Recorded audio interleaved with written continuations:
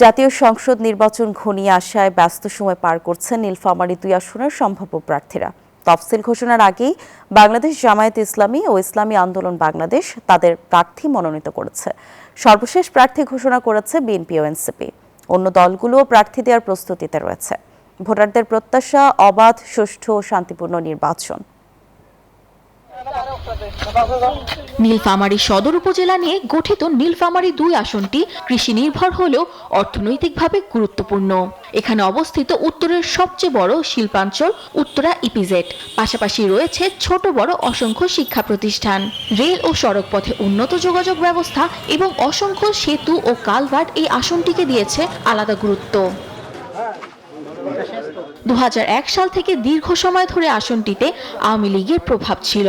তার আগে কয়েক দফা জাতীয় পার্টি আসনটি দখলে রাখে। 1996 সালের ফেব্রুয়ারির নির্বাচনে ধানের শীষ প্রতীকে দেওয়ান নুরুন নবী বিজয়ী হলেও ওই বছরের জুনে পুনরায় জাতীয় পার্টি আসনটি পুনরুদ্ধার করে। পরবর্তীতে জোট রাজনীতির কারণে বিএনপি আসনটি জামায়াতকে ছেড়ে দেয়। জামায়াতের সাথে জোট ভঙ্গের পর এই নির্বাচনে একক প্রার্থী হিসেবে বিএনপির মনোনয়ন পায় সদস্য সচিব AHM সাইফুল্লাহ রুবেল। আমরা কিছু চিন্তা করেছি বেকারদের নিয়ে। আমরা তাদেরকে আধুনিক কারিগরি শিক্ষা শিক্ষিত করব। এটা কোর্স বেশি দিনের না, 2-3 মাসের কোর্স। এই শিক্ষায় শিক্ষিত করলে অল্প খরচে আমরা তাদেরকে নিয়ে আমরা জাপান, কোরিয়া, সিঙ্গাপুর সব বিভিন্ন দেশে তাদেরকে আমরা পাঠাতে পারবো। এদের মধ্যে নীলফামারীবাসী আমরা ফরেন রেমিটেন্স ইনকাম করব। এদিকে অনেক আগেই প্রার্থী চূড়ান্ত করেছে জামায়াত। 2001 ও 8 সালে জামায়াতের প্রার্থী প্রয়াত আব্দুল লতিফের ছেলে অ্যাডভোকেট আল ফারুক আব্দুল লতিফ এবার দলটির মনোনয়ন পেয়েছেন। নীলফামারীতে যে ইপিজেডটা সেটা অপূর্ণাঙ্গ ইপিজেড। এখানে কোনো কন্টেইনার টার্মিনাল নেই, এখানে কোনো সি পোর্টের সাথে সরাসরি এই ইপিজেডের সরাসরি কোনো যোগাযোগ নাই। যোগাযোগ ব্যবস্থা স্থাপন করা, কন্টেইনার টার্মিনাল নির্মাণ করা এবং ইপিজেডটা নীলফামারীতে উৎপাদিত হয় এমন ধরনের অ্যাগ্রো বেসড ইন্ডাস্ট্রি তৈরি করা। নতুন দল হিসেবে আসনটিতে উন্নয়ন সংস্কারের প্রতিশ্রুতি নিয়ে মাঠে নেমেছেন এনসিপির প্রার্থী doctor Kamrul Hasan.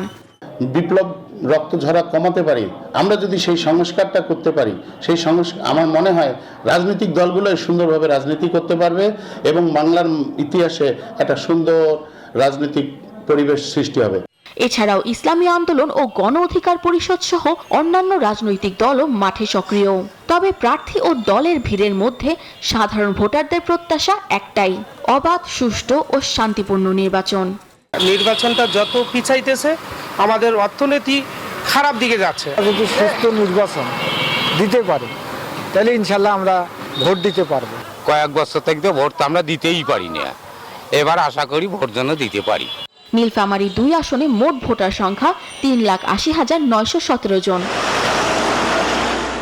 Desk report, news 24।